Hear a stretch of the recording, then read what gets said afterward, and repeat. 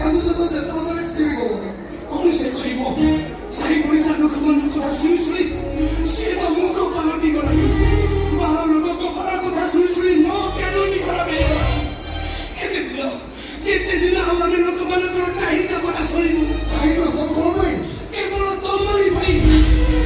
ମୋ ପାଇଁ? ହଁ, କେବଳ ତମରି ପାଇଁ।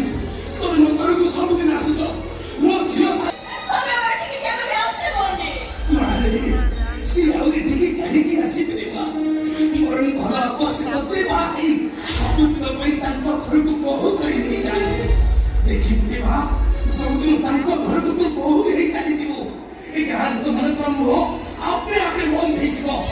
ସୀତମ ବାବୁ, କୃଷ୍ଣ ବାବୁ, ମୋ ଝିଅକୁ ତମେ କେବେ ବାହା ହବ? କୃଷ୍ଣ ବାବୁ, ମୋ ଝିଅ ସହିତ ମୋ ବାହାଘର କେବେ ହବ? ମତେ କିଛି କହୁଛନ୍ତି କି? ହଁ, ତମକୁ କହୁଛି। କଣ କହୁଛନ୍ତି? ତମ ସହିତ ମୋ ଝିଅର ବାହାଘର। ମତେ କିଛି ଶୁଭୁନି, ଟିକେ ଜୋରେ କହିଲେ ଜୋରେ। ତମେ ମୋ ଝିଅକୁ କେବେ ବାହା ହବ? ଥର ଥର କହିଲେ ଶୁଭୁନି, ଟିକେ ଜୋରେ କହୁନ। ହଁ, ବାହାଘର ବାହାଘର ବାହାଘର। ଓ ନମସ୍କାର।